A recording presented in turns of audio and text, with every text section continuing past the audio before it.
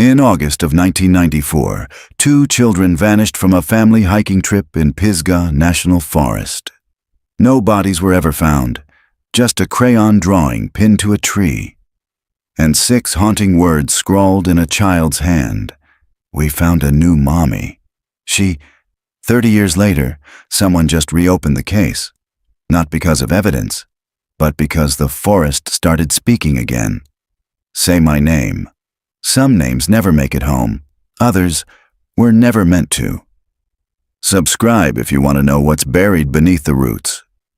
August 1994, Pisgah National Forest, North Carolina. The fog hung low that morning, blanketing the Appalachian Range like a secret whispered too quietly to be understood. The Carter family, David, Elaine, and their 7-year-old twins, Lily and Caleb, had chosen this weekend for a bonding hike. They were staying at a nearby rental cabin for 3 days. It was David's idea. After months of quiet arguments, veiled silences, and missed dinners, he had sold the idea with forced enthusiasm. "Fresh air," he'd said, "does wonders." They parked their sedan at the gravel pull-off around 7:12 a.m. David marked the trailhead sign with a thumbs up for the camcorder. Elaine, visibly tired, kept glancing at her watch. The twins trailed behind, dragging their toy backpacks and exchanging private giggles. Lily had packed a plastic unicorn, Caleb a Spider-Man figure with the paint scratched off its face. The children's trail, as the sign read in bold wood-carved letters, had recently been reopened. It was originally part of a logging route in the 1930s, now repurposed for family hikes. Short, safe, well-marked. But what happened that morning would dismantle the illusion of safety forever. By 3:27 p.m., the first 911 call was placed. Elaine was screaming, her voice cracked with panic. "We lost them, both of them. We only turned around for a second. They were just there." The dispatcher struggled to get coordinates as David's voice cut in, breathless and ragged. "I told them not to go ahead. Caleb said he saw a cabin. He said he saw something in the woods." When rangers arrived, the parents were combing the edge of the trail in erratic circles, calling names until their voices went hoarse. No broken branches, no signs of a struggle, no blood. No shoe prints beyond a short distance from where the children were last seen. Just one thing.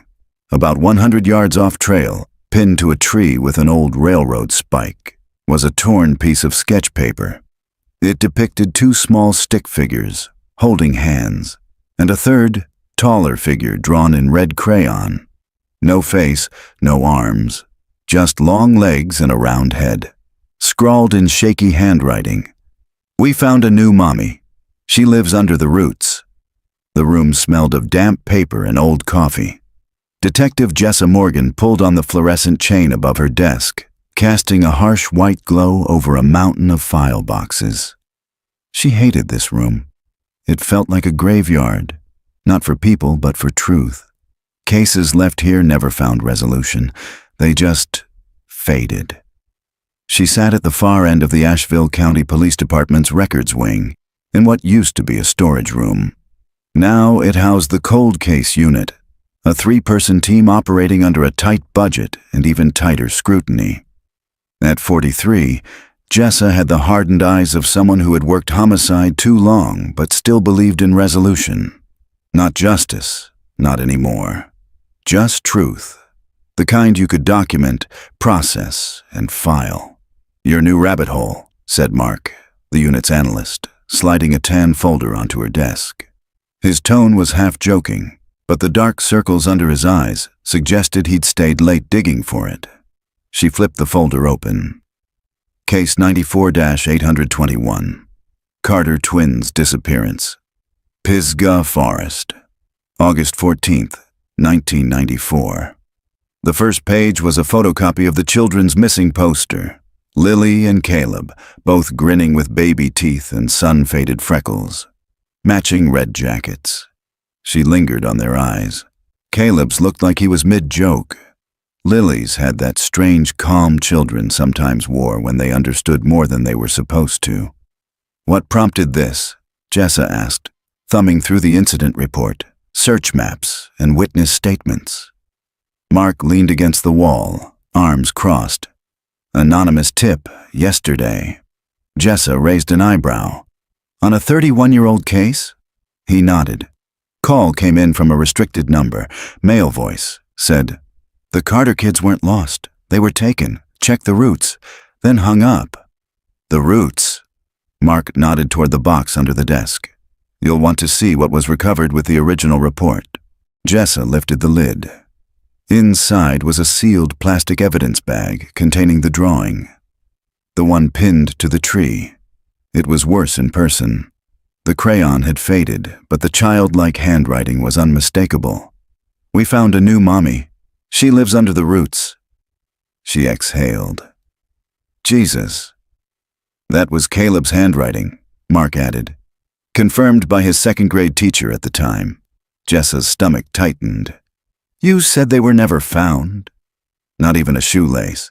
The parents were cleared. They were devastated, high profile, even past Polly's. Hikers found nothing. Thermal drones found nothing. Then the story dried up. "What about the sketch?" Jessa asked. "Any forensic testing?" "Limited."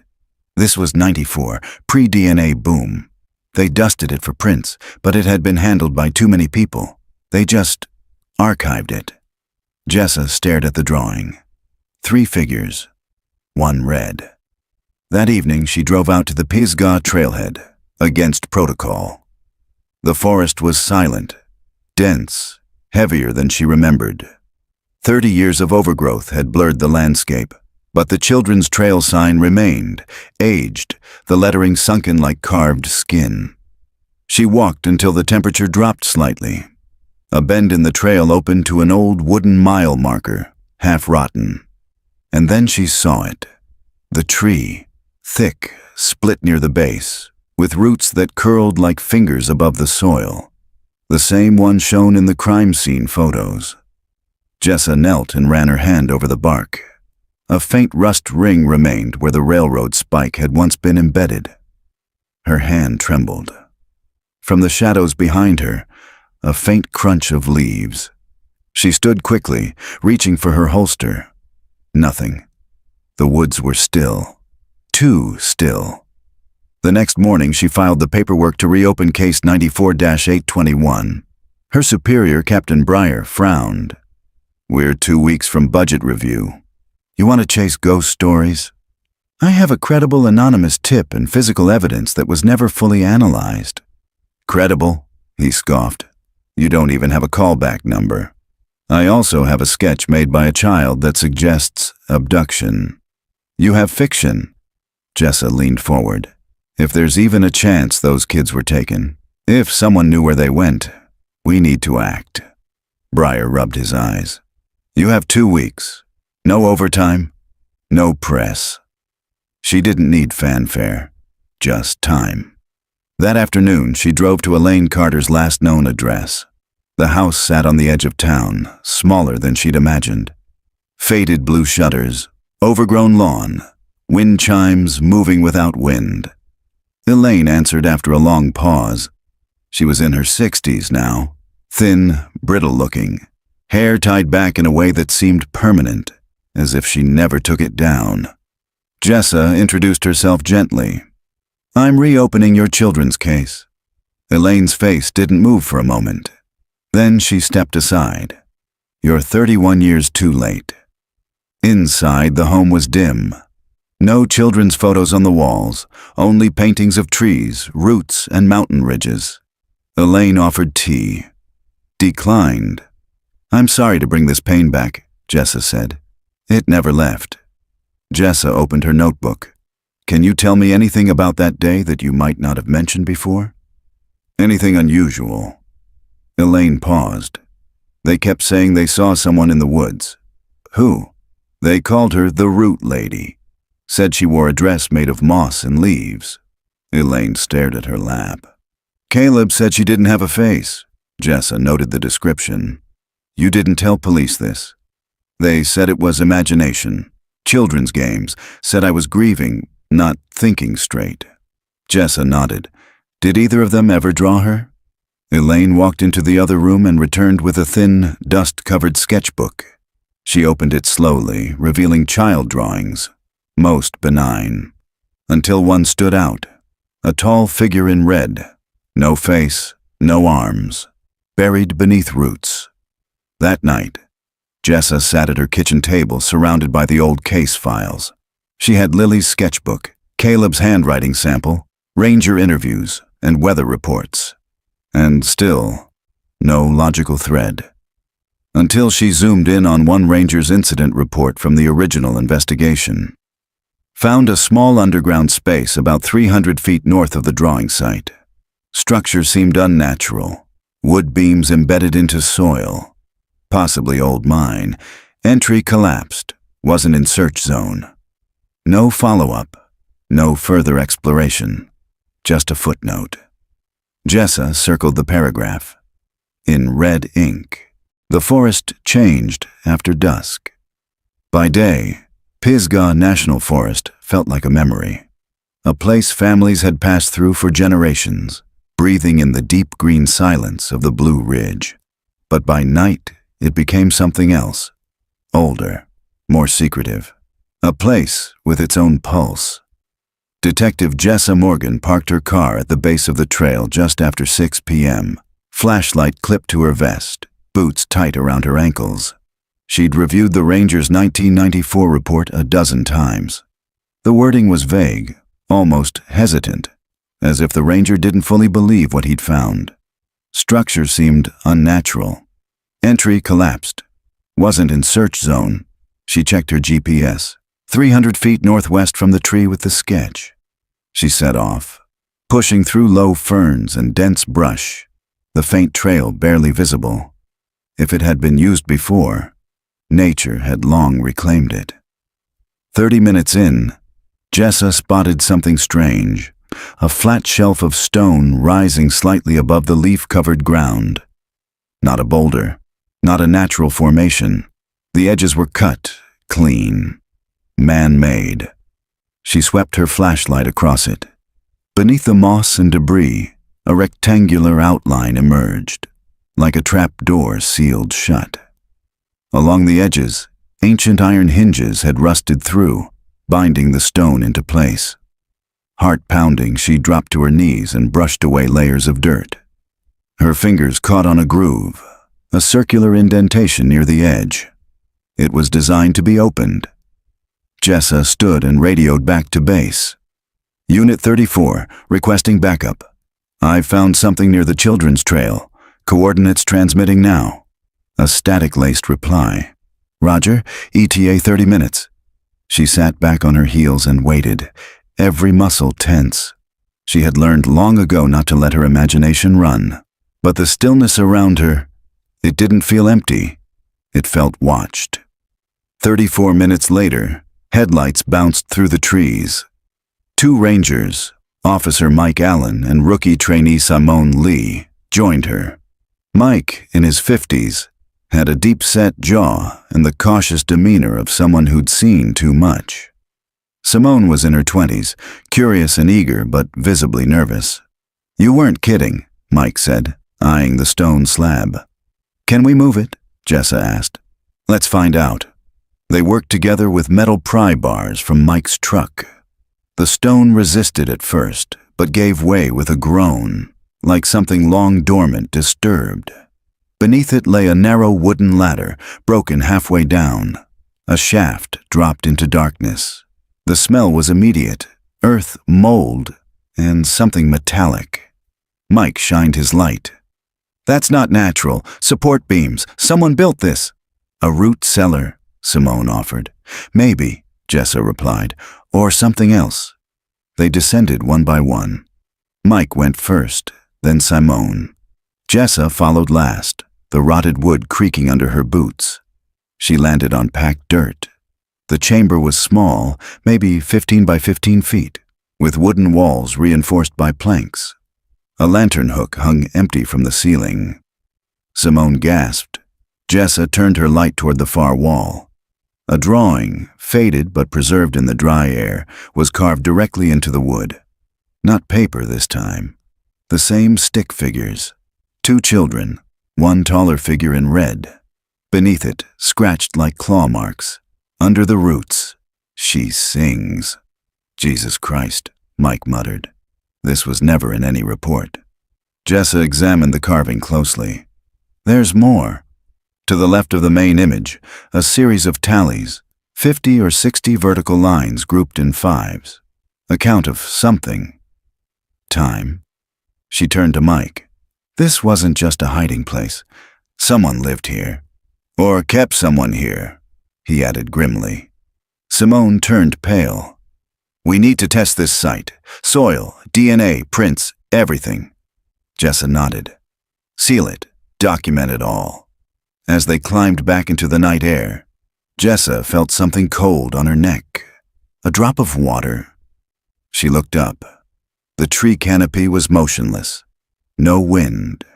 No rain.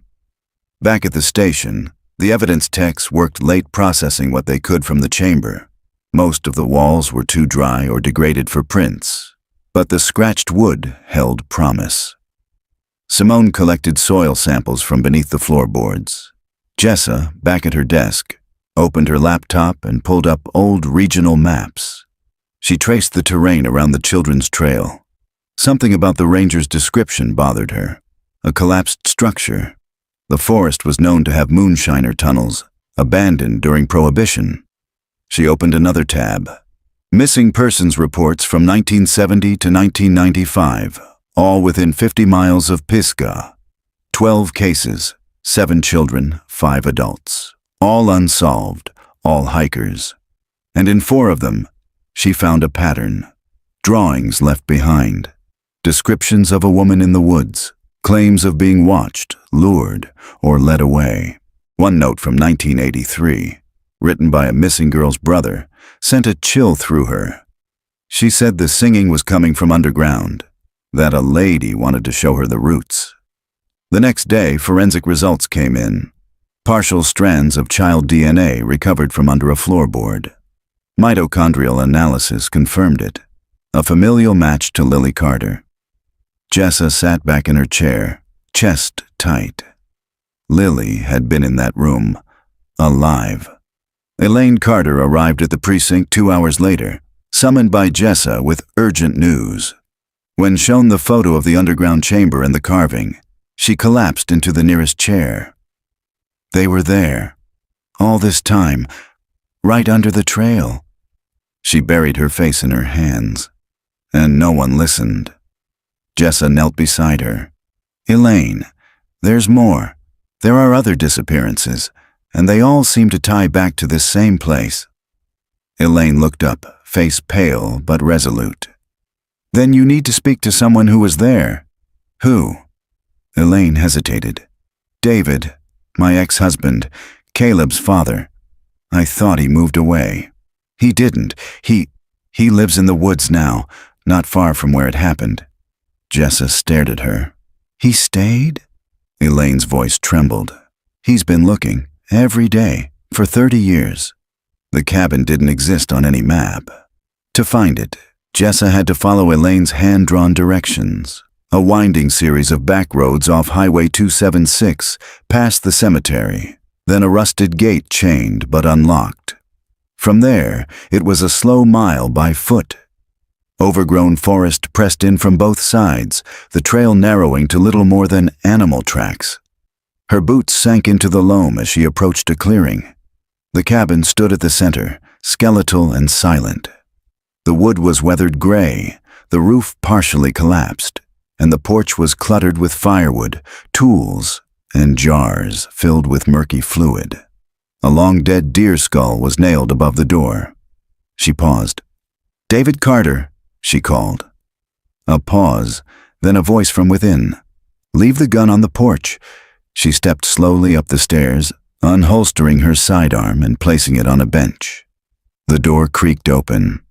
David Carter stood there, bearded, gaunt, his face a gaunt map of scars and sun damage. His clothes were mismatched layers of flannel and canvas. His eyes, sunken but alive, met hers with quiet calculation. You the cop? I'm Detective Jessa Morgan. He stepped aside without another word. The inside was worse. Piles of books, maps nailed to walls, photographs, some faded beyond recognition, strewn across tables. At the center of it all was a massive corkboard covered in red string, pins, and note cards. It looked like madness, but it was organized. David poured her a cup of instant coffee and motioned for her to sit. She declined the drink. "I spoke to Elaine," Jessa began. "We found a buried chamber near the children's trail. Your daughter was there." He flinched. "Alive?" he asked, barely a whisper. Jessa paused. "There were traces of her DNA, but that's all." David nodded, eyes glassy. I always knew she was down there. But no one believed me. They said I was grief mad. They were right." "You stayed here," Jessa said quietly. He gestured around. "I couldn't leave. Not while she might still be out there." Jessa moved closer to the corkboard. She recognized some of the photos, missing children. She touched a note dated 1977. "You've tracked others. Before my kids, after, all near Pisgah. Disappearances with no sign of struggle, always kids, always close to this stretch of trail." Jessa scanned a group of hand-drawn maps, eyes settling on one that marked a symbol, an eye inside a root. "What's this?" David turned. "I call it the mouth." "Excuse me? It's not just a cave, it's something older. The place we found, it's one entrance. There are more, all connected, tunnels like veins under the forest." "That's folklore. It's more than that. These forests were considered cursed long before settlers came. Cherokee wouldn't cross certain ridge lines. They called it the place of singing dirt." He gestured to a book. "And you think this mouth or network is behind the disappearances?" "I know it." Jessa took a deep breath. "David, what did Caleb say to you before he vanished?" David stared into the dark corner of the cabin for a long moment. Then he spoke. "He was always drawing her, the root lady. At first I thought it was a phase. Kids see shadows in trees and make stories. But he'd wake up screaming. Said she whispered to him at night, told him to come find her, that she had a secret garden under the ground." Jessa said nothing, just listened. "One day, a week before we went hiking, I found a sketch in his room. Not his usual crayon scrawls. This was detailed, obsessive. It showed our family, and her. Tall, red, no face, and beneath us, roots like veins pulling us downward." David's hands trembled. "I burned it. I was scared. Not of the drawing, but of how real it looked. Like he'd seen it with his own eyes." Jessa moved to another section of the corkboard. Pinned near the center was a photo of a tree, one that twisted unnaturally, with its roots tangled above the ground. The caption beneath read, "She sleeps beneath the crooked birch." David followed her gaze. "That's where they go. I've tracked them at night. Movement, footprints, never more than 2. Sometimes just 1, small, barefoot. You think someone's still out there? I know they are." Jessa took out her phone and showed him the drawing recovered in 1994. David's face crumpled. "That was Caleb's handwriting," he whispered. "They found a new mommy." She nodded. "We believe whoever took them used that chamber, but we also think it wasn't the only one." David stood suddenly and pulled open a drawer. He handed her a photo. It showed the same kind of trap door, half buried in earth, surrounded by dead vines. "Taken this spring, 10 miles west of the first site." "Why didn't you report it?" "No one listens to a man who lives in the woods." Jessa studied the image. The door looked nearly identical. "There's more," he said. "I found another drawing, last month." He pulled it from a weatherproof folder. The sketch was crude, but haunting. A child's rendition of someone reaching out from the ground. A speech bubble read, "Don't go to sleep or she'll take your name." "Where did you find this?" Jessa asked. Wedged in a tree knot, fresh, not weathered. Maybe 2 weeks old. Which means she's still taking them. Later that night, Jessa returned to her car, mind spiraling. She didn't know what disturbed her more, David's obsessive research or the fact that it all lined up. What if this wasn't over? What if the Carter twins weren't the only ones who were lured? She drove the dirt trail back toward the main road, headlights bouncing over trees. Then, at the very edge of the forest, her brights caught a shape on the side of the trail. She slammed the brakes. A wooden doll, crudely carved, sat upright on a moss-covered log. It wore a red dress made from faded cloth. No face, no arms, just long legs. Jessa stepped out of the car slowly. Pinned to its chest with a twig was a folded piece of paper. She opened it. A child's drawing. 2 new figures. One taller, one small, holding hands. Beneath them, in smeared graphite, Caleb says we can come back now. He says she's asleep. The investigation was no longer unofficial. After Jessa filed the latest evidence, DNA from the underground chamber, the new doll, and the fresh child's drawing, the case was formally reopened under the North Carolina Bureau of Investigation, NCBI. But Jessa kept lead. By the end of the week, she'd assembled a special task group. Simone Lee, the ranger trainee with field knowledge and a steady hand. Dr. Devin Rourke, a forensic anthropologist with wilderness recovery experience. Kendra Chase, a search and rescue specialist and former military tracker. And reluctantly, David Carter, the father who never left. Captain Breyer had protested, of course. He's unstable, Morgan. He's not a cop. He knows the ground better than anyone, she'd replied. And I trust him. That trust would soon be tested. August 26th, 6:43 a.m., Pisgah National Forest. Search Zone 3. The air was already hot by sunrise. Mist curled through the trees like the breath of something sleeping. The team assembled near a ridge that overlooked Hollow Fork, a narrow stretch of untouched forest dense with pine and moss. The second trapdoor, the one in David's photo, had been spotted somewhere near here. They fanned out in formation, 2 up front, 2 behind, 1 in the center. For an hour, they found nothing. No movement, no tracks. Then Simone called out, "Here!" They gathered around her crouched figure. She pointed to the moss-covered ground. A pattern of flattened earth in a perfect rectangle. Buried, covered with bark and leaves, but faint lines betrayed the edges of something man-made.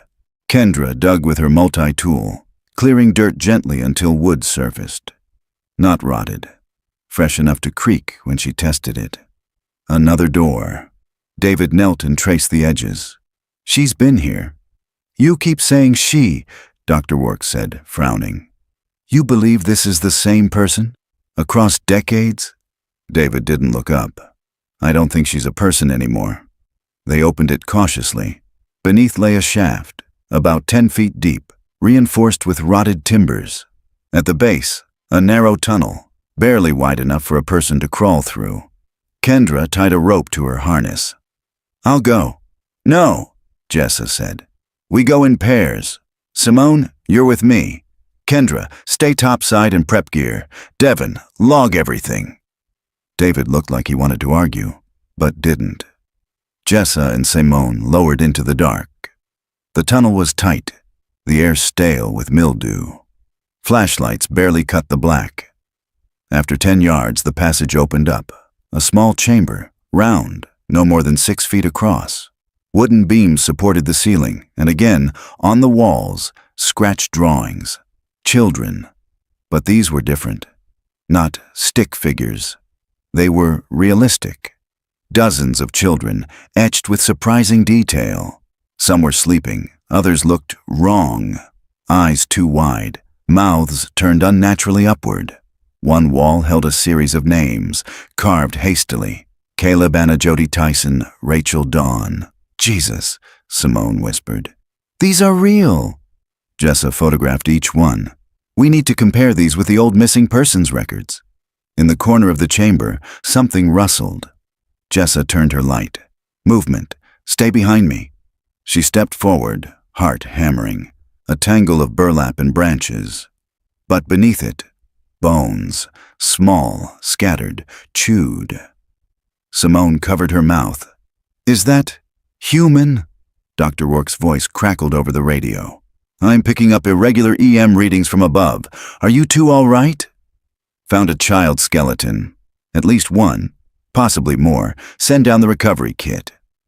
Jessa moved to the far wall and saw something new. A fresh message, scratched violently. "Don't wake her up." Back above ground, the air was different. Heavier. Kendra sat on a log, pale and sweating. Her eyes were unfocused. "You all right?" Jessa asked. I heard something." "What?" Kendra's eyes widened. "Singing. It was soft, like a lullaby, in another language maybe." "No one else heard it?" Everyone shook their heads. Jessa turned to Simone. "Stay with her. Get her some water. Devin, scan her vitals. I want to know if there's an environmental trigger down there." "Could be radon," he muttered. "Or high CO2 levels." Jessa didn't respond. She kept hearing something too. Not a voice exactly. More like a hum vibrating behind her ears. 2:17 p.m. They returned to base camp with the recovered bones, photographs, and carved names. Devin began preliminary forensic work immediately. It would take time for DNA confirmation, but he was already certain. The remains are human, juvenile, at least 3 individuals. All died from blunt trauma, skull fractures, possibly inflicted by wood or stone, post-mortem damage from animals. Estimated time of death? Varies. One set is recent, within the last year. Jessa stared at the bones. This wasn't ancient horror. It was ongoing. That night, the team stayed at a ranger outpost. No one slept. Simone sat cross-legged by the fire, staring into the flames. "Did you hear it?" she asked Jessa quietly. "Hear what?" "In the tunnel, when you looked away. For just a second, there was a voice." Jessa said nothing. She didn't trust her own mind anymore. Later, Jessa reviewed the audio recording from her body cam. She hadn't listened closely before. She fast-forwarded through static, whispers, boots on wood, rustling. Then she heard it. A voice. Software female. Faint. Almost a lullaby. It repeated a phrase. She slowed the audio, filtering out background noise.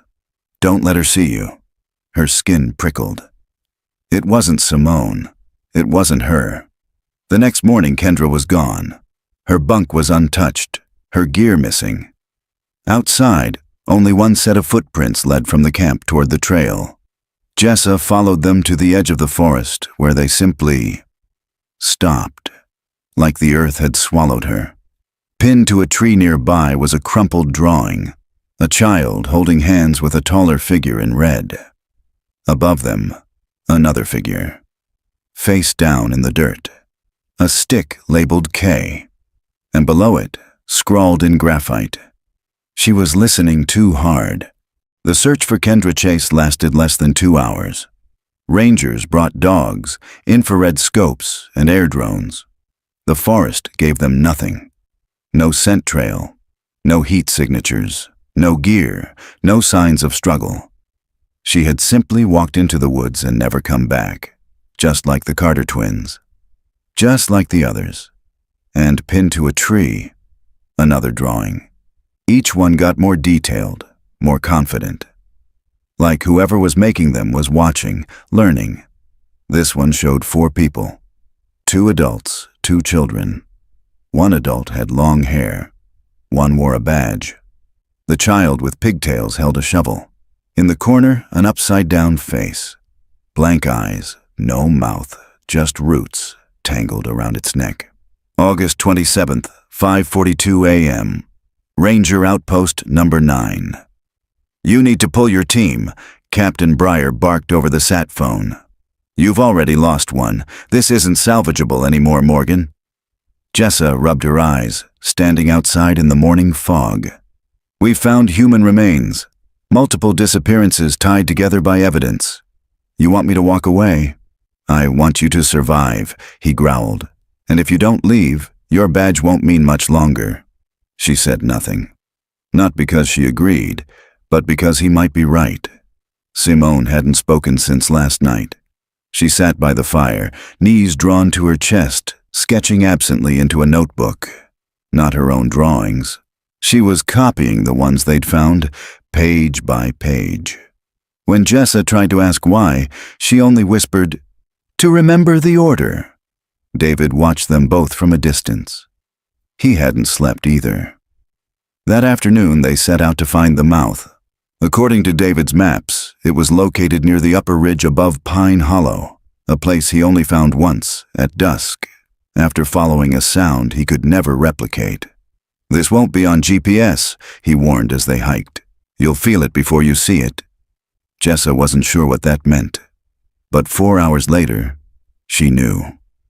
They stepped into a clearing, and everything changed.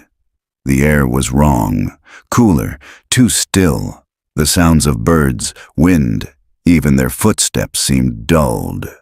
Moss covered everything, including rocks that looked melted at the edges. At the far end of the clearing, half buried beneath earth and ivy, was a massive, ancient tree. Its trunk split wide, roots curled like tentacles. And nestled between them, a door, wooden, arched, covered in carvings. It looked like it had grown from the tree itself. "Is that it?" Jessa asked quietly. David only nodded. His expression was unreadable. Simone stood back, arms crossed over her chest. "It's wrong." They approached the door cautiously. Jessa touched the carvings. The wood was warm. Not from the sun. It had been in shadow, but from within, like the tree itself was alive. "What are the symbols?" she asked. David pointed. "Those are root sigils, pagan maybe. And here," he traced a circular shape, an open mouth surrounded by spirals. "She feeds on names." "What?" "That's what the lore says. The spirit underground, she takes your name first. If she knows it, she can pull you in." Jessa's skin prickled. "Where did you hear that?" "Old mountain legends. A woman who wandered too far, took a wrong step, and fell into the dirt. She never left, became something else. Children hear her humming through the roots. If they follow the song..." He trailed off. Simone's radio clicked with static. Then a voice. Faint. Wrong. "Caleb. Lily. Lily. Caleb." The names repeated, distorted. They all froze. "No one's broadcasting," Simone said. That's not possible." Then the door creaked. It moved, just slightly. A breath. David stepped back. "She knows we're here." They retreated. Back at the outpost, Simone finally spoke.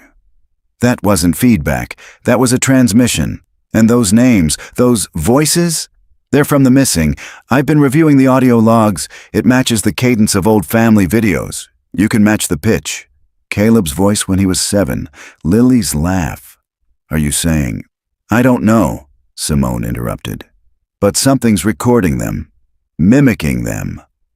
Dr. Rourke, reviewing the recovered bones, confirmed the newest set belonged to a girl between 6 and 9 years old. DNA was inconclusive, but the timeline fit. It could be Lily, or someone else. Simone looked up from the sketchbook. "She's growing stronger," she said. "What do you mean?" "She used to leave drawings. Now she's using names. She's calling them." That night, Jessa lay awake. She couldn't stop hearing it. The whisper. "Don't wake her up." What if this wasn't a serial killer? What if it wasn't human at all? She rose quietly, grabbing her boots and flashlight. At the edge of the clearing, David was waiting. "I couldn't sleep," he said. "Neither could I." They stood in silence for a long moment. Then David said something he'd never admitted aloud. I think Caleb is still alive. Jessa turned slowly. Because I can feel him, he whispered. Sometimes I see footprints near my cabin. Small ones. Fresh. I think he's trying to come back, but she won't let go. Jessa didn't argue, because part of her believed it too. The next morning, the door to the mouth was open. Fully. A tunnel yawned beneath it. Dirt stairs descending into blackness. A note had been nailed to the bark beside the entrance. Another drawing. This one showed a woman in red. No face, arms long and twisted, cradling two children. One wore a badge, the other had Simone's name written under it. At the bottom, in shaky handwriting, "Time to come home." Simone was gone by sunrise. No note, no gear missing, no footsteps away from camp. Just her sketchbook, open to a fresh page. A single image. The open door. The tree. And a child descending alone into the dirt. Jessa slammed it shut. "She went in," David said quietly. "We told her not to go anywhere alone." "She didn't go alone," he replied. Jessa turned sharply. "You think the thing took her? I think she was called." They stood at the edge of the clearing, staring into the open mouth of the forest. The stairs led down into absolute black. As they approached, a cool breath of air rose up from the shaft, damp, old, and sweet, like decaying fruit. David handed Jessa a bandana soaked in vinegar. "For the smell," he said. She accepted it, jaw tight. "Are you sure you want to do this?" he asked. Jessa tightened her boots and holstered her flashlight. "She took Simone," she said. "That means she left the door open." And Jessa didn't believe in closed doors. Not anymore. 8:14 a.m. Descent begins. They stepped into the earth. The stairs creaked under their weight, but held. Each step was colder. The air grew damp, rich with the scent of rot and iron. The tunnel narrowed. Roots pierced through the walls like veins, pulsing faintly with some internal rhythm. "Light off," David whispered. "What?" "She sees the light." Jessa hesitated, then switched it off. Darkness swallowed them. She gripped his shoulder and followed by his touch, every step a whisper. At the bottom, the tunnel forked. Left, a warm draft and soft humming. Right, silence. "She always sings before she takes one," David whispered. "Lures them like sleepwalkers." They followed the hum. The path opened into a small chamber, barely taller than Jessa's head. In the center stood an altar, a flat slab of stone covered in dirt and moss. All around it were small wooden dolls, each carved differently, each labeled with a name. She recognized some: Tyson, Dawn, Rachel, Caleb, Lily, Kendra. No Simone, not yet. Jessa stepped forward. Her foot sank into something soft. She looked down. Dirt, but beneath it, fabric. She knelt and brushed it back. A ranger's patch, Simone's. It was still warm. Suddenly a sound behind them, a voice. "Jessa!" She turned. Simone stood at the edge of the chamber, barefoot, eyes glazed. Her voice was hollow. "She showed me something." "Simone, come to me," Jessa said. "She showed me what the names are for." David stepped forward. "Simone, don't say anything. She said once a name is buried, it can't be used again." "Stop talking," David said more forcefully. "She keeps them down here, in the dark, because if they don't have names, they don't exist." Jessa moved toward her. "Simone, please, we're getting out of here." Simone blinked. "She wants yours next." The tunnel shook. A deep, low rumble passed through the earth like thunder trapped beneath bedrock. Then came whispers, echoing in impossible directions. Children's voices, crying, singing, begging, and one louder than all the others. "Caleb." David froze. "I hear him." "No," Jessa said. "It's not real." But he was already running down the tunnel, flashlight bouncing in jagged arcs. "David, wait!" Jessa turned to Simone, but she was gone again. Jessa chased David into the deeper chamber. The walls here were made of roots, woven tightly, forming a dome. In the center stood a hole, a pit leading straight down into pitch. David knelt beside it, whispering, "Caleb, it's me. I'm here, son. I'm here." From the pit, a voice floated up. "Dad?" A boy's voice. Fragile. Familiar. "Don't trust it," Jessa yelled. But David was crying now. "I knew you were alive. I knew it. I came for you. I never stopped." "Dad," the voice said, "just say my name. That's all she needs. Say it and I can come back." David opened his mouth. Jessa drew her weapon. "Don't." He looked up, tear-streaked. "She said—" "She's lying," Jessa snapped. "She's not Caleb. But what if—" "Caleb wouldn't ask you to say his name. He'd already know you remembered." David blinked, and then he screamed. A hand reached out from the pit. Long, root-covered, skin like bark. He scrambled back as the thing rose. A shape with no face. Tall, dressed in tattered red cloth. Its body formed from branches, bone, and whispers. Jessa fired. The shot passed through it like smoke. The thing recoiled, hissed like wind through dying leaves, then sank back into the hole. The chamber went silent. David collapsed, gasping. "I'm sorry," he whispered. "I almost gave her his name." Jessa pulled him up. "You didn't. That matters." They turned to leave, and found Simone waiting. But she looked different. Still. Too still. Her eyes were black pits, and her mouth was moving, but no sound came out. Then her lips stopped, and in a child's voice, "Jessa, Jessa Morgan, you don't belong here?" Jessa stepped back, raising her gun. Simone smiled and blinked. And then her face changed. For a split second it became Lily's. 7 years old. Smiling. "Found a new mommy," she said softly. "Want to meet her?" The roots began to move. All around them, walls pulsed like a beating heart. The dolls fell from the altar, clattering like bones. Jessa grabbed David. "Run!" They didn't look back. By the time they reached the stairs, the tunnel behind them had collapsed. Dirt and roots blocked the way. The door to the mouth closed. But they were out. For now. The forest was silent as they limped back to the ranger outpost. Not dead silent, expectant, like the trees were listening. Simone didn't return. No trace of her. Only her sketchbook again, sitting neatly on the porch of the ranger station when they arrived. The page was blank except for a message scrawled in pencil. "Names are doors." You opened one. David slept for the first time in 3 days. Jessa didn't. She pored over Simone's notebook, studying every sketch. Some were clearly drawn before they entered the mouth. Records of evidence, timelines, names. Others, though, they weren't hers. The style changed, became more childlike, more erratic. One page simply repeated the phrase, "She is the name under the soil." She is the name under the soil. Another showed stick figures with no heads.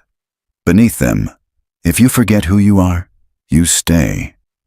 Jessa stepped outside into the pre-dawn cold and lit a cigarette with shaking fingers. She hadn't smoked in 4 years. The forest loomed. The mouth was closed, but the feeling hadn't left her. Something had marked her down there. Not physically, not yet. But it was coming. August 29th, 7:30 a.m. Carter family cabin, isolated ridge. Elaine. Carter hadn't been contacted yet. She didn't answer her phone. Hadn't left the cabin in weeks. Jessa decided to tell her in person. The drive was winding, narrow. When she arrived, Elaine opened the door slowly, as if expecting someone else.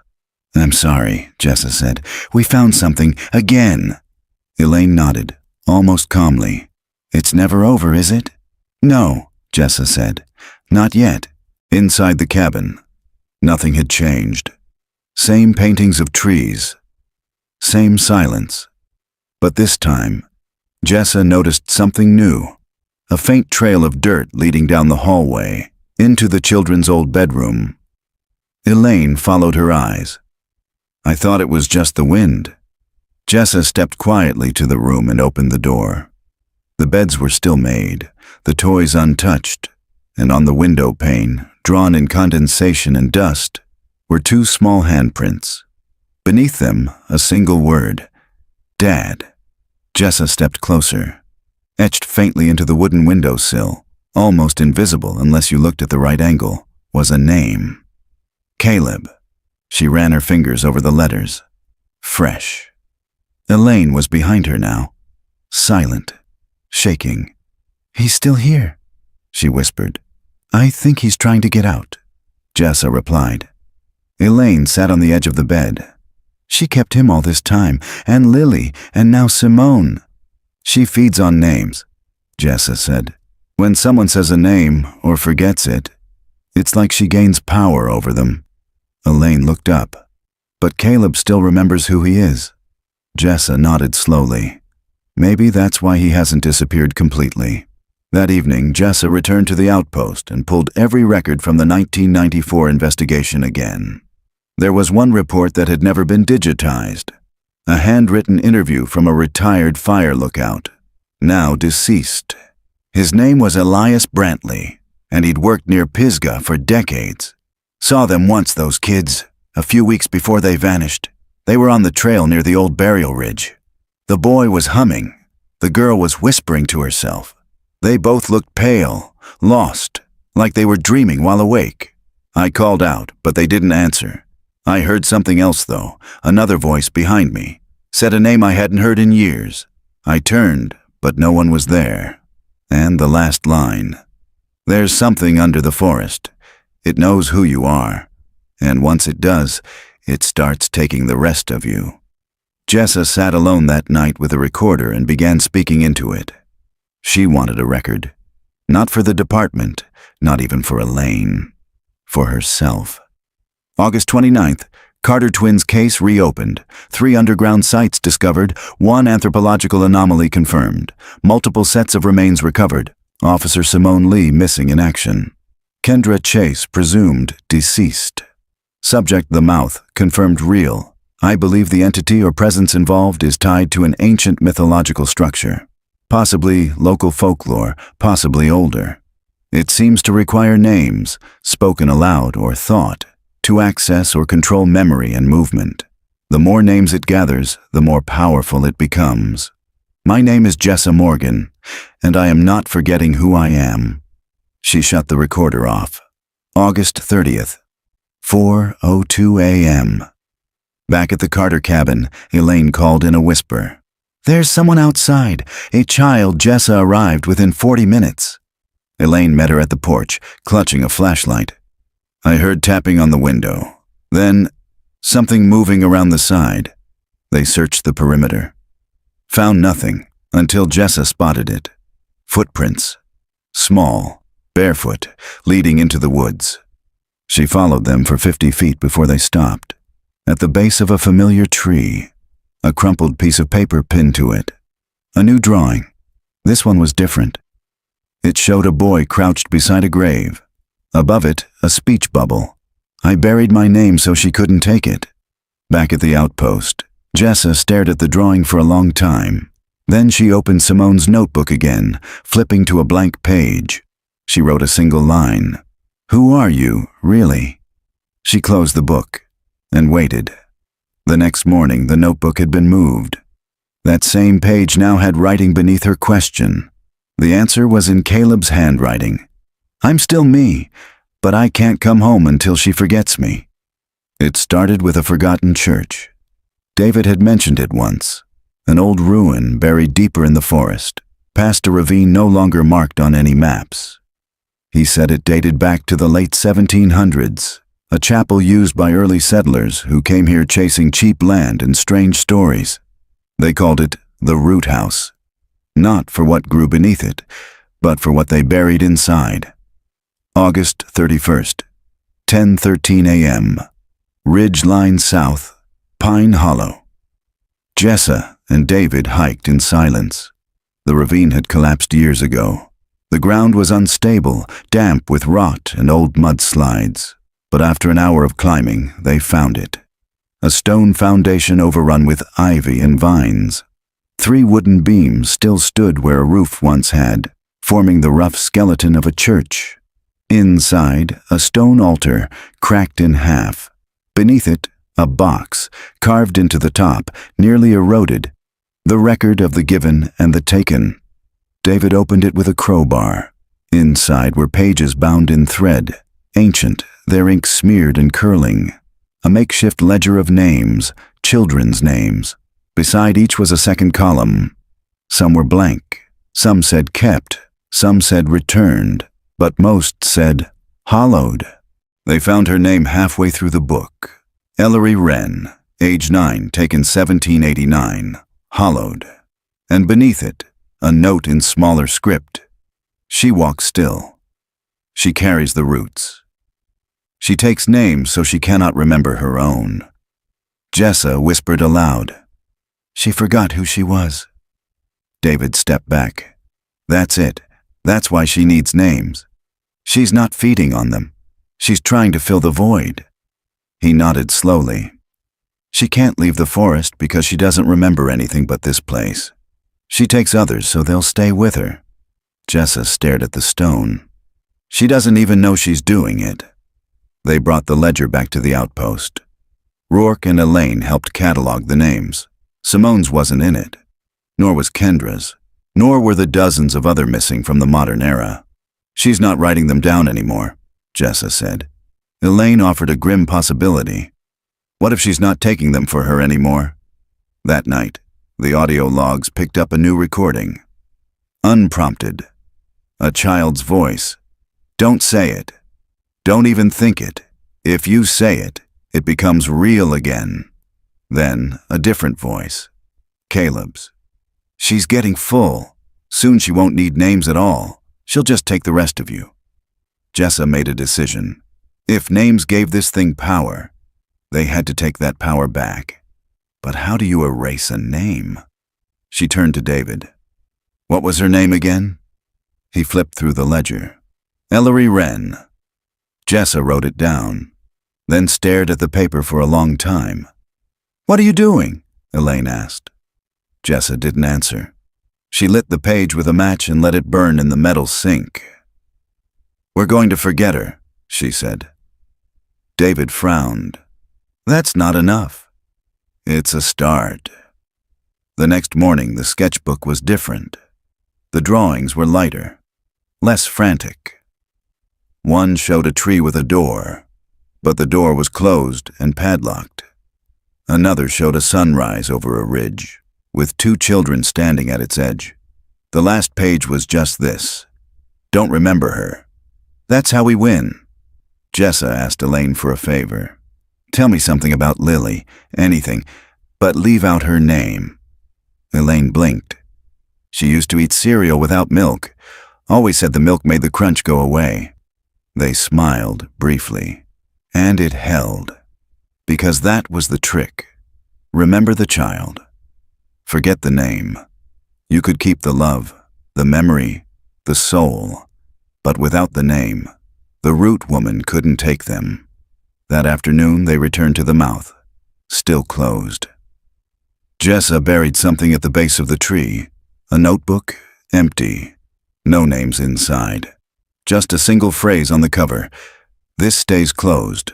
They turned to go, and from deep in the woods, a sound followed them. Not a whisper, not singing, laughter, children's laughter. Names were supposed to last forever. They were etched into headstones, whispered at birth, shouted across playgrounds, and remembered in grief. But something had shifted, and Jessa Morgan was beginning to realize. The forest didn't just take people. It took their names, too. September 2nd, 8:55 a.m. Asheville County. Victims' Families Outreach. With Rourke and David cataloging the Root House ledger, Jessa began reaching out to families of other long-missing children. Those who'd vanished within 50 miles of the Pisgah Trail system between 1970 and 1995. 12 in total. Only 4 families remained in the area. Jessa visited them one by one. The first was Patricia Mendez, 81, whose grandson Daniel had vanished in 1981 at age 6. Her hands trembled as she poured tea. "He used to collect rocks," she said with a sad smile. "Not normal ones, flat ones shaped like teeth." Jessa nodded. "Do you remember what he looked like?" "Oh yes," Patricia said.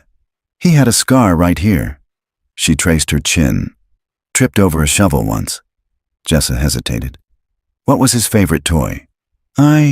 Patricia blinked. "Oh, I don't—" She closed her eyes, visibly straining. "I can't picture it," she whispered. Jessa leaned forward. "His name. Say it."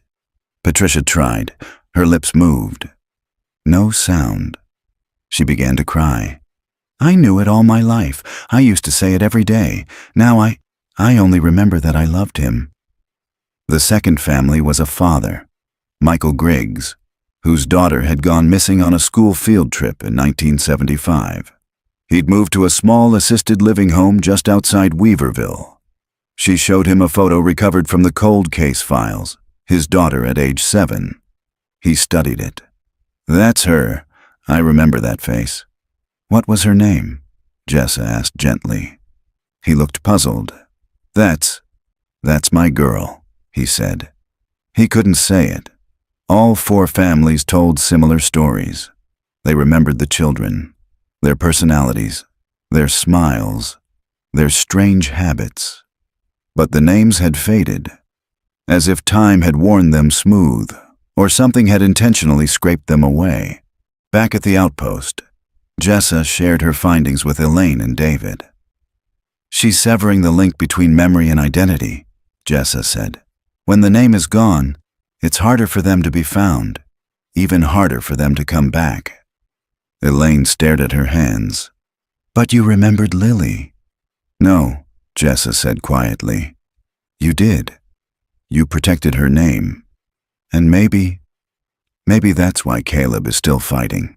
That night, Jessa dreamed of the Root Woman. She was standing in a vast underground chamber, arms of tangled limbs and vines, head bowed, whispering dozens of names, none of which Jessa could hear. One child stood across from her, a boy, Caleb. He didn't speak, but he was smiling, and in his hands was a blank name tag. He placed it over his heart, and vanished. She woke in a sweat. The audio recorder on her nightstand was running. She hadn't turned it on.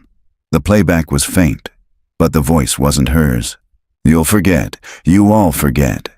And then, quietly, "She's not done." September 3rd, 6:42 a.m., return to the mouth. The clearing was different now. No birds, no mist, just the tree, quiet and massive, like a monument to something no one remembered. David stood beside it, holding a can of paint. "What's that for?" He pointed to the tree's base. "We mark it." Jessa nodded. Unmissable. They painted a large white X across the roots, and then beside it, David wrote, "Do not name her." They planted cameras, audio devices, motion sensors, everything modern technology could offer. And then they walked away. That night, Jessa visited the county records office. She pulled every census from the 18th and 19th century. No one named Ellery Wren, not in birth registries, not in burial logs, not in any land claims or death records. She had never existed, not on paper, not in stone. The forest had erased her completely. And then, just before midnight, a call came in. Elaine, her voice was shaking. "Jessa, someone left a box outside my door." Jessa was there within the hour. Elaine met her in the kitchen, holding the box with oven mitts like it might bite. Inside were 3 dolls, all hand-carved. One had red yarn for hair, one wore a badge, and one had no face at all, just black paint smudged where features should have been. Each was labeled Lily, Jessa, Caleb. And at the bottom of the box, a note. "No one forgets forever." Jessa took the badge doll and placed it in the sink. She lit it on fire and watched until the black paint bubbled and peeled away. She's testing us. The next day, the recording devices around the mouth all failed. Wiped. Only one fragment remained. A child's voice repeating something over and over. My name is mine. My name is mine. My name is mine. Somewhere in the mountains, someone once figured out how to take a name back, not through prayer, not through fire, but through sacrifice. September 4th to 7:15 a.m. David Carter's cabin. The journals came from a chest under David's floorboards. Handwritten accounts passed down by mountain families, some dating back to the early 1800s. They weren't legal records.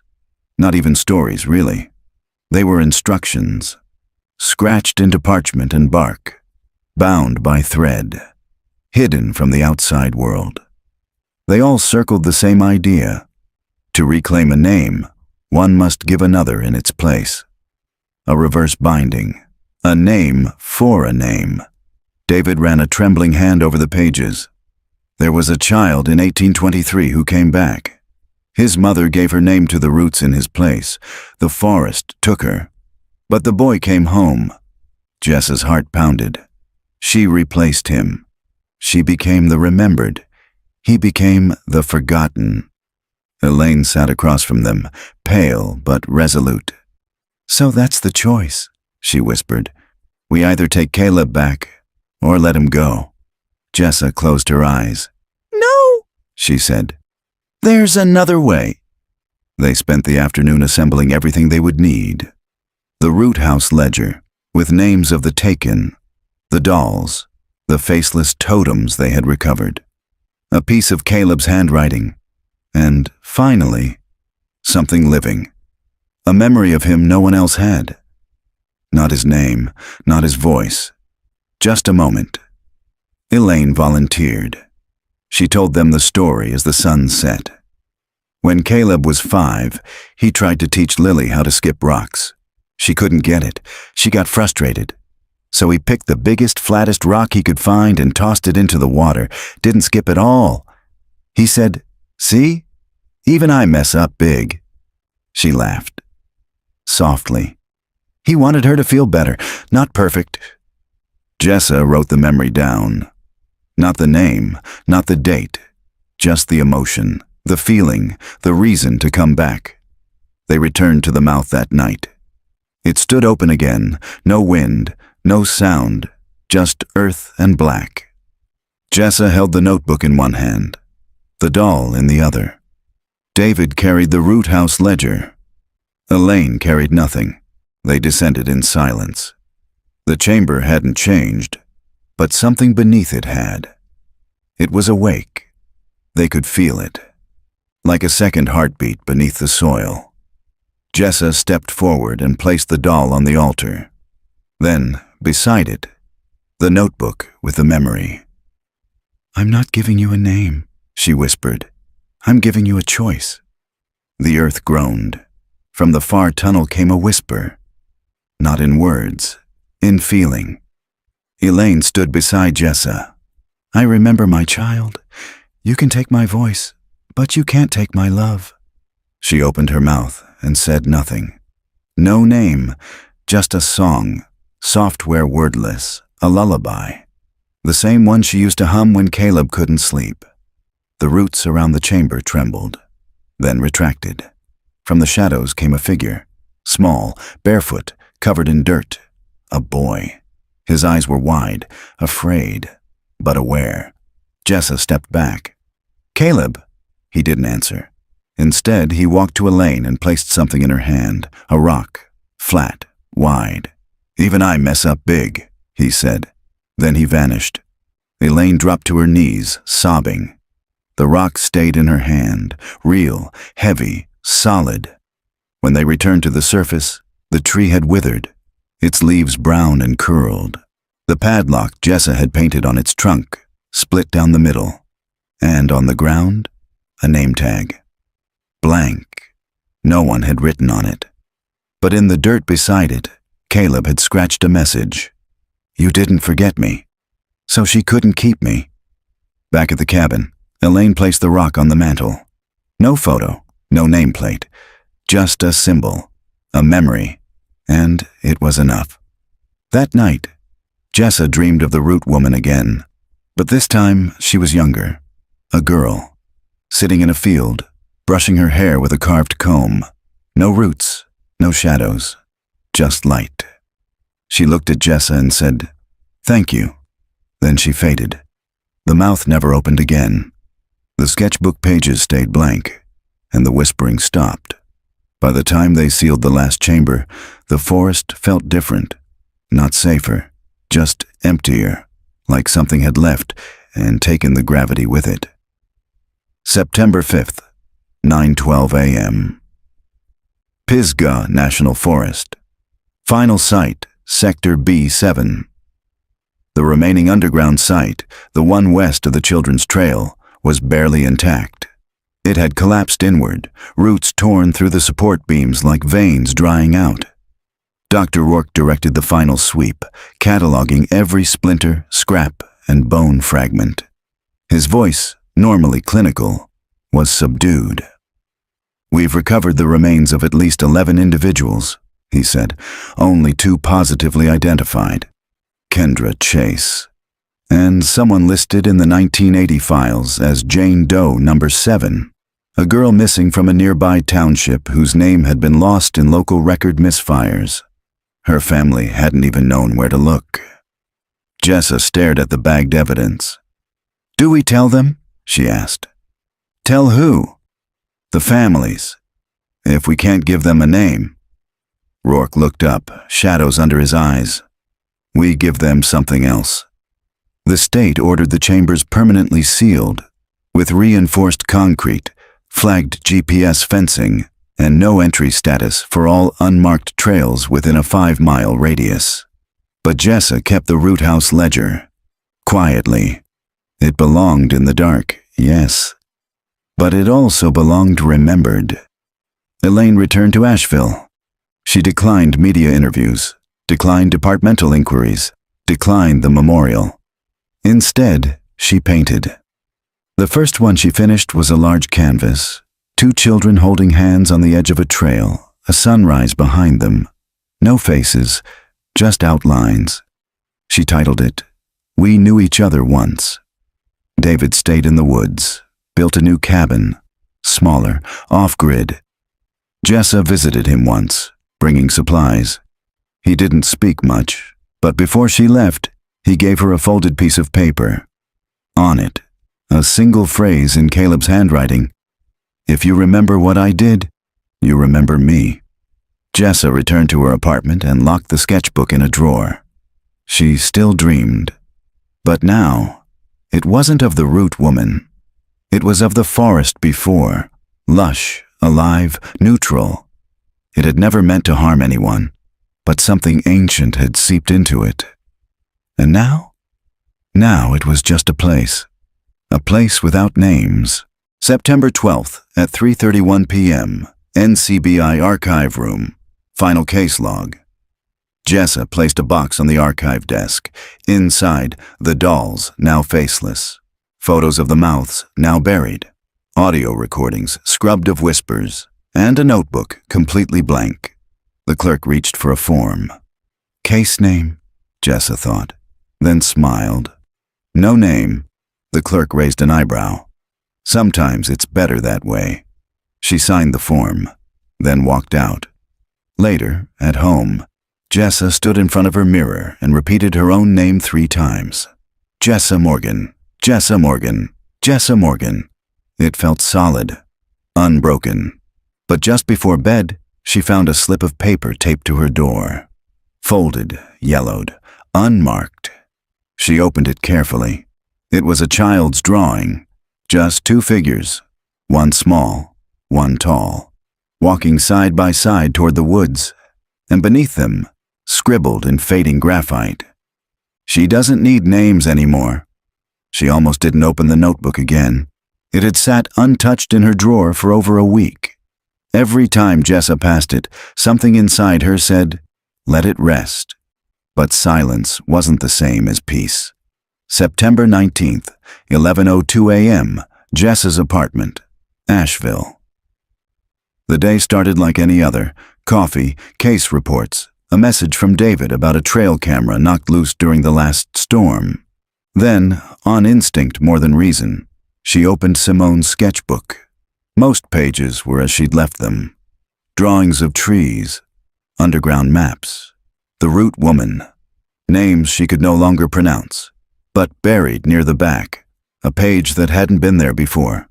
The paper was newer, smoother, inserted, not bound. A drawing, black ink, one continuous line, two people standing at the edge of a tree line. One held a lantern, the other a shovel. Their faces were blank. Behind them, half submerged in the forest floor, was a door, smaller than the mouth, but newer. And beside it, written in Simone's tight, angular script, one more. Just one more. Jessa stared at the page for a long time. Her first instinct was to destroy it, but her hands wouldn't move. Something wasn't finished. She returned to the clearing alone. No GPS, no camera, just the sketch and a lantern. The tree where the mouth had been was now nothing more than a husk. Its bark had flaked away, revealing smooth gray wood beneath. No carvings, no signs of life. But nearby, at the base of a ridge, she found it. A door, half buried in moss, smaller than the others, made of fresh pine. The symbol etched onto it, a circle with 3 lines through it. Not roots, bars. Jessa touched the surface. It was warm, not like the others, like it was waiting. She didn't open it. Not this time. Instead, she pulled a marker from her pocket and wrote on the wood. Not this time. Then she placed the sketch inside, folded carefully, walked away, and left the door closed. September 21st, 8 p.m., final report draft. The case file will remain open, but inactive. All known entrances have been sealed. Artifacts are stored under restricted access at NCBI archives. Survivors are under watch, but show no signs of psychological decline. However, I believe the entity we encountered, whether natural or otherwise, feeds not just on names, but on cycles, ritual, return, and most of all, curiosity. I don't know if it's over, but I know I walked away. And I remembered who I was. Detective Jessa Morgan Pisgah, Task Force retired. That night she stood in her backyard, watching the treetops sway against the moonlight. Somewhere deep inside the woods, something creaked. A shutter, a branch, maybe a door. Jessa whispered to herself, "Not tonight," and closed her eyes. 10 years later, October 13th at 2:12 p.m., Pisgah National Forest, Public Access Trailhead 6. The children moved in clusters, bright backpacks bouncing, their teacher calling reminders from the rear. "Stay on the trail, don't wander off." A boy near the back, Milo, age 9, lagged behind. Not out of disobedience, just curiosity. The forest felt weird, like it was holding its breath. He paused near an old tree stump. Something poked out from beneath the leaves, not shiny, just intentional. He knelt and brushed it back with the sleeve of his jacket. Wood, carved. It was a small plaque, no bigger than his palm. Words etched in faded ink. "Remember the ones with no names." He tilted his head. Below the words was a symbol, a circle with 3 lines through it. He didn't recognize it, but he liked the shape. He slipped it into his pocket and ran to catch up with the others. That night in his room, Milo placed the plaque on his nightstand. The wind picked up outside. His window rattled slightly. He stared at the wood and whispered aloud, "I wonder who left you." And from somewhere inside the forest, something shifted, a long-forgotten creak, like a door. Not opening, not yet, just remembering where it had been.